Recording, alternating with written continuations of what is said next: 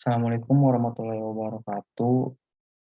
Perkenalkan nama saya Muhammad Efriansyah Ramadan. Saya ingin mempresentasikan soal nomor satu tentang presentasikan tentang mineral lempung. Pengertian mineral lempung. Mineral lempung adalah salah satu matriks yang banyak ditemukan dalam gamping. Pada umumnya, keberadaan mineral lempung menyatu dengan matriks lumpur karbonat. Mineral lempung berbeda dengan mineral lempung autogenik yang melalui proses diagnesis batuan atau pengisian rongga sekunder. Mineral lempung terbentuk dari akibat adanya air. Mineral lempung berperan penting untuk kehidupan dan banyak teori abiogenesis yang melibatkan mereka. Mereka telah berguna bagi manusia sejak zaman kuno di bidang pertanian dan manufaktur. Mineral lempung sebagai indikator fluida. Reyes 1979 mengungkapkan hubungan antara kehadiran mineral alterasi hidrotermal kaolin di kite dan periforit dengan kondisi fluida asam dengan pH 3-4 dan temperatur di beberapa lapangan panas bumi Filipina. Mineral lempung dan permeabilitas Harvey and Brown 1991 mendapatkan suatu kesimpulan bahwa ilit yang diendapkan secara langsung pada temperatur 190 sampai 220 derajat Celcius erat kaitannya dengan batuan yang lebih permeable, sedangkan ilit yang terbentuk melalui beberapa tahap temperatur cenderung terjadi pada batuan yang memiliki temperatur rendah. Jenis mineral lempung yang utama. Yang pertama ada kaolinit, yang kedua ada smektit, yang ketiga ada ilit, yang keempat ada kalorit. Berdasarkan struktur kristal dan variasi komposisinya dapat dibedakan menjadi belasan jenis mineral lempung dan diantaranya ada kaolinit, halosite, momotrilonit atau bentonit. Terus ada ilit, smektit, vermiculit, kalorit, tapulgit, dan ada yang terakhir ada alopon. Metode penentuan jenis mineral lempung. Penentuan mineral lempung secara kualitatif dan kuantitatif dapat dibagi atas dua kelompok besar, yaitu yang pertama ada metode berdasarkan sifat kimia, yang kedua metode berdasarkan sifat fisik. Salah satu metode berdasarkan sifat fisik adalah menggunakan sinar X. Menggunakan sinar X untuk analisis mineral lempung mempunyai kemampuan untuk mengetahui jenis mineral lempung secara kualitatif dan kuantitatif, bahkan juga untuk menentukan sifat-sifat khas dari suatu mineral lempung. Penggunaan sinar X terutama untuk mineral yang bersifat kristalin, sedangkan untuk mineral yang sulit diidentifikasi dengan sinar X digunakan analisis termal. Setiap metode mempunyai kelemahan dan kelebihan sehingga kombinasi beberapa metode perlu dilakukan untuk memperoleh hasil yang baik. Proses interaksi dalam mineral lempung. Pemanasan interkalat akan menghasilkan pilar, sehingga proses ini lebih dikenal dengan sebutan proses pilarisasi. Pilarisasi dapat dilakukan dengan menginterkalisikan polikation hidroksi terhadap lempung. Selanjutnya dikalsinasi sehingga membentuk pilar-pilar oksida logam. Berbagai macam kation dapat digunakan sebagai agen pemilar antara lain ion-ion alkil, amonium, kation amina bisklis, dan beberapa kation kompleks seperti kelat serta kation hidroksi logam polinuklir dari AI, ZR, TI, Fe, dan lain-lain. Sekian presentasi yang telah saya sampaikan dari nomor 1 dan selanjutnya akan saya presentasikan untuk nomor 2. Saya akan mempresentasikan untuk tugas besar mekanika tanah 1 dan ini adalah nomor 2. Pentingnya dilakukan penyelidikan tanah dengan baik dan menggunakan sampel tanah yang baik. Penyelidikan tanah. Penyelidikan tanah adalah kegiatan untuk mengetahui daya dukung dan karakteristik tanah serta kondisi geologi, seperti mengetahui susunan lapisan tanah atau sifat tanah. Mengetahui kekuatan lapisan tanah dalam rangka penyelidikan tanah dasar untuk keperluan fondasi bangunan, jalan, dan lain-lain.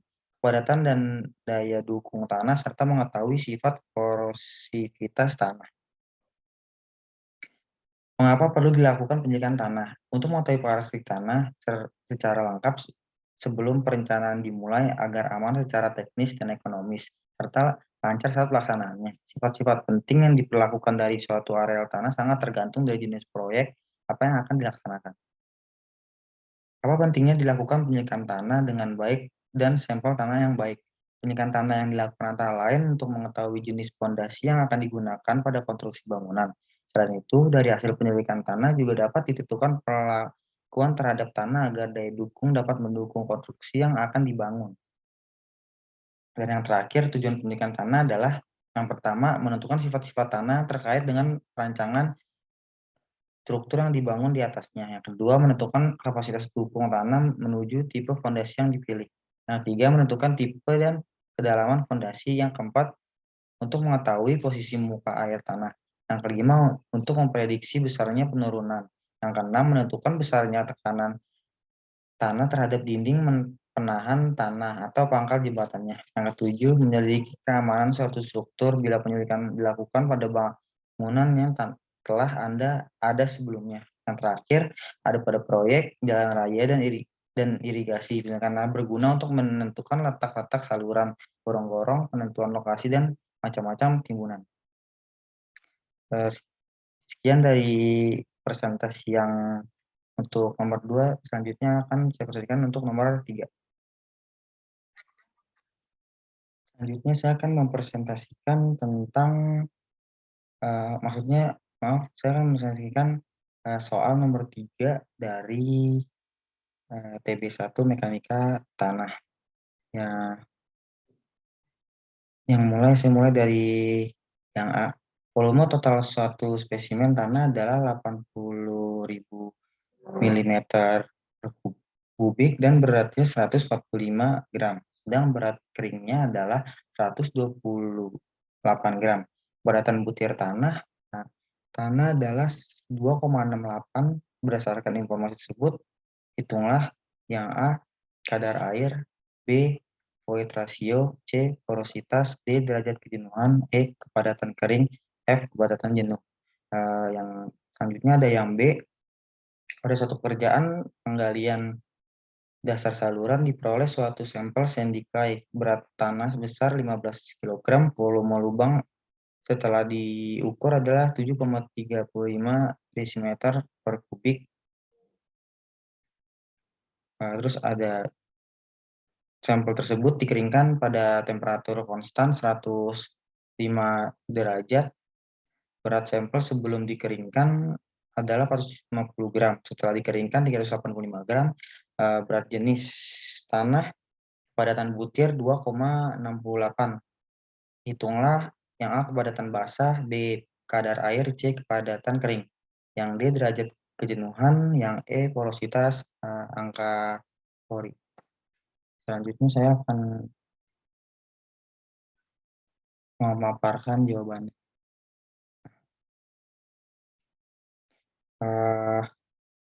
Sini saya akan memberitahu jawabannya.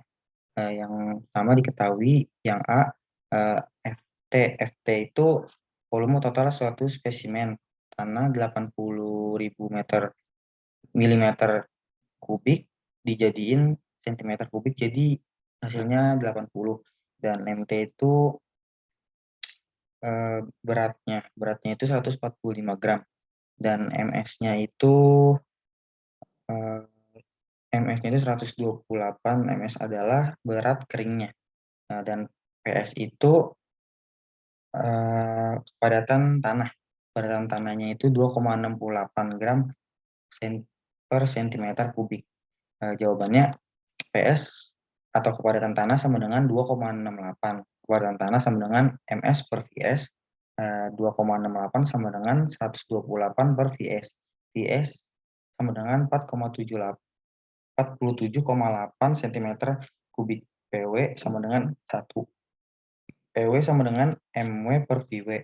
1 sama dengan 17 17 per VW. VW sama dengan 17 cm per kubik. Selanjutnya ada VV sama dengan VT dikurang VS. VV sama dengan 80 dikurang 47,8 sama dengan 32,2 cm per kubik. A ada kadar air, W sama dengan MW per MS dikali 100%. W sama dengan 17 per 128 dikali 100%. W sama dengan 13,3%. Selanjutnya ada void ratio, E sama dengan VV per VS, E sama dengan 32,2 per 47,8 yang terus E sama dengan 0,7. Selanjutnya ada C porositas, N sama dengan VV per VT dikali 100 kali 100%. N sama dengan 32,2 per 80 dikali 100%. N sama dengan 40,25%. Yang D ada derajat kejenuhan, S sama dengan VW per VV dikali 100%, S sama dengan 17 per 32,24 dikali 100%, S sama dengan 52,8%. E kepadatan kering, PD sama dengan MS per VT dikali 100%, PD sama dengan 128 per 80 dikali 100%, PD sama dengan 1,6. Kepadatan jenuh, P sama dengan MS ditambah MW per VT. P sama dengan 128 ditambah 17 per 80. P sama dengan 1,81.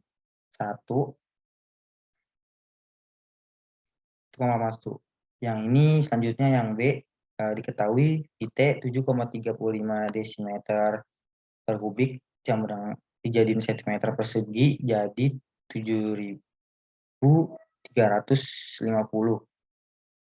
T sama dengan 105 derajat, MT 450 gram, MS 385 gram, PS sama dengan 2,68.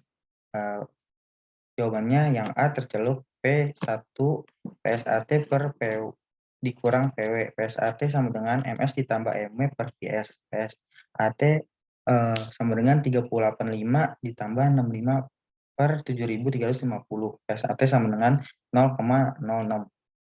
Selanjutnya yang B, kadar air MT sama dengan MW tambah MS 450 sama dengan MW ditambah 385. MW sama dengan 450 dikurang 385.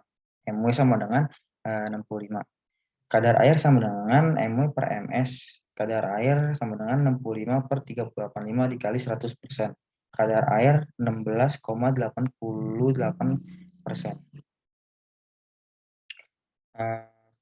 Selanjutnya ada PD sama dengan MS per MT. PD sama dengan 30,85 per 450. PD sama dengan 0,86 T per M per kubik. Selanjutnya ada D derajat kejenuhan atau ST. PS sama dengan MS per VS. 2,68 sama dengan 385 per VS. VS sama dengan 143,6. VT sama dengan VV per ditambah VS. VV sama dengan 7.350 dikurang 143,66. PV sama dengan 7.286,24. PW PW sama dengan MW per MW. 1 sama dengan 65 per MW. MW sama dengan 65. ST sama dengan PW per VV dikali 100%. ST sama dengan 65 per 7.206,24 dikali 100%. Hasilnya 0,9%. Selanjutnya ada E porositas atau N sama dengan VV per VT dikali 100%. N sama dengan 7.206,24 per 7.350 dikali 100%. N sama dengan 48,04%. Yang terakhir ada angka Pori E sama dengan VV per VS. E sama dengan 7.206 di 0,24 per 143,66. Hasilnya E sama dengan 50,16.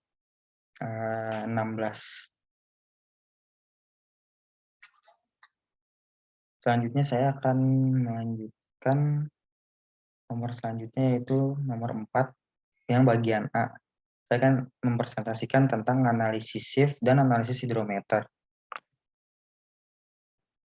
Pengertian dasar tanah. Tanah diidentifikasikan sebagai material yang terdiri dari agregat, butiran, mineral-mineral padat yang tidak ada tersementasi atau terikat secara kimia satu sama lain dari bahan-bahan organik yang salah melapuk yang berpartikel padat. Membuka mekanika tanah. Ilmu yang mempelajari sifat fisik dari tanah dan kelakuan massa tanah tersebut bila menerima bermacam-macam gaya. Analisis shift bahwa analisis shift atau ayakan mesh dibuat berdasarkan standar nilai ukuran suatu bahan atau partikel standar nilai. Ini adalah ukuran diameter nominal partikel yang dapat diterima oleh semua kalangan dan telah disepakati secara internasional. Nilai diameter nominal tergantung pada metode dalam menentukannya. Terdapat dua metode yang umumnya digunakan untuk menilai diameter nominal suatu bahan partikel. Yang pertama, ada metode ayakan atau shift analysis. Diameter nominal ditentukan dengan menggunakan passive atau ayakan mesh. Pada metode ini, nilai diameter nominal adalah ukuran lubang passive. Metode ayakan biasanya dilakukan untuk partikel yang memiliki ukuran lebih dari 44 mikron.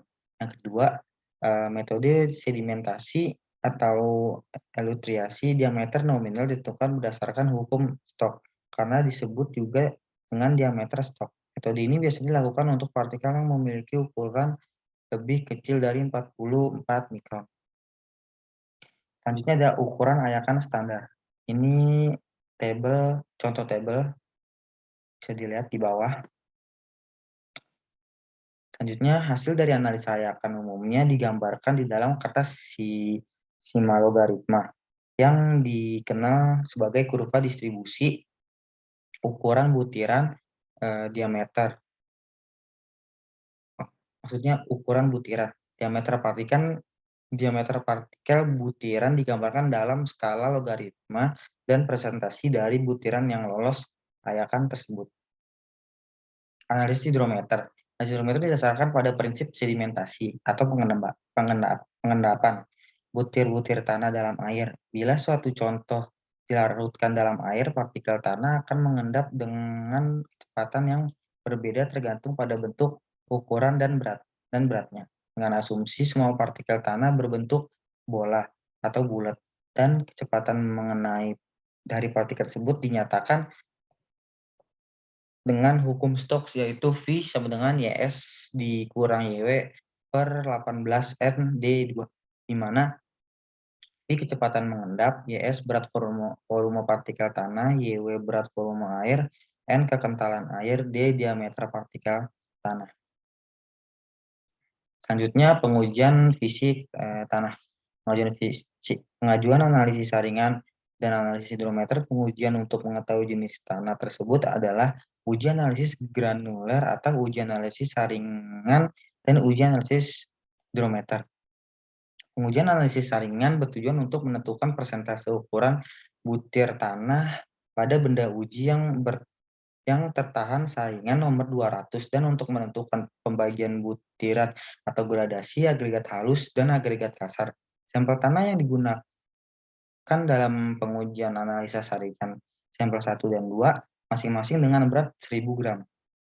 Pengujian analisis hidrometer adalah yang menentukan distribusi ukuran butir-butir untuk tanah yang tidak mengandung butir tanah tertahan oleh saringan nomor 200. Pengujian ini dilakukan dengan analisa sedimen menggunakan hidrometer.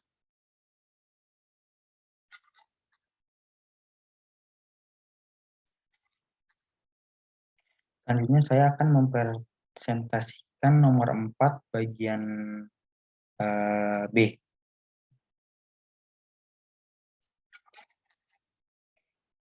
Soalnya hitung berapa persentase kerikil, pasir, dan butir halus untuk masing-masing tanah.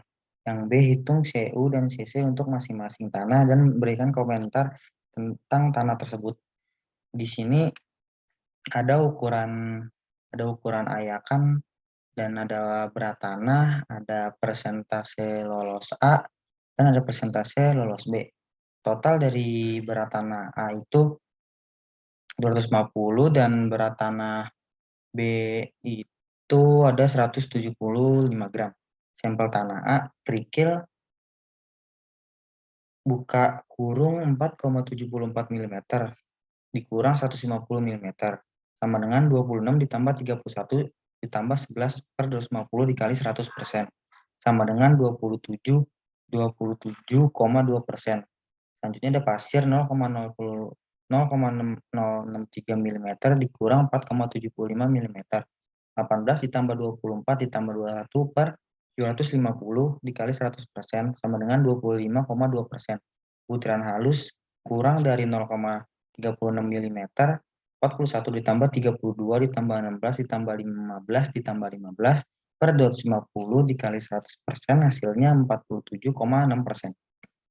Sampel tanah yang B, kerikil 4,74 mm dikurang 150 mm, 0 per 175 dikali 100% sama dengan 0,0%. Pasir 0,063 mm, 4,75 mm. 8 ditambah 7 ditambah 11 per 175 dikali 100%. Hasilnya 14,85%. Butiran halus kurang dari 0,36 mm. 21 ditambah 63 ditambah 48 ditambah 14 ditambah 3 per 250 dikali 100% hasilnya 85,14%. Sampel tanah A D10 sama dengan 0,12, D30 sama dengan 0,29, D60 sama dengan 1,7, CU sama dengan D60 per D10 1,7 per 0,12 sama dengan 14,1, CC sama dengan D30 pangkat 2 per D10 dikali D60 sama dengan 0,29 pangkat 2, 0,12 dikali 1,8 sama dengan 0,38. Kesimpulannya didapatkan hasil pada perhitungan nilai CU kurang lebih dari 6 yang berarti tanah bergradasi baik untuk pasir serta didapatkan nilai CC kurang dari 1 berarti tanah memiliki gradasi yang kurang baik. Sampel tanah B D10 sama dengan 0,16, D30 0,19, D60 0,26, CU sama dengan D60 dikurang D10. Maksudnya D60 per D10 sama dengan 0,26 per 0,16 sama dengan 1,62.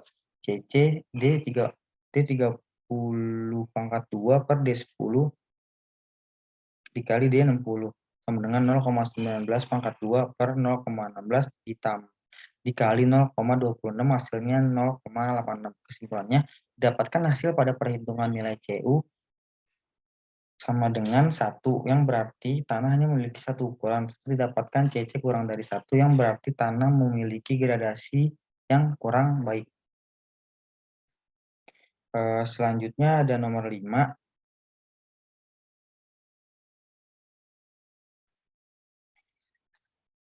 Soalnya ada nomor 1, berikan penjelasan apa yang dimaksud dengan LL, PL, SL, PI, serta LI dalam batas-batas Atterbeck dan apa fungsinya dalam mekanika tanah. Yang kedua, hasil-hasil batas Atterbeck pada suatu contoh tanah memberikan hasil seperti pada tabel berikut ini.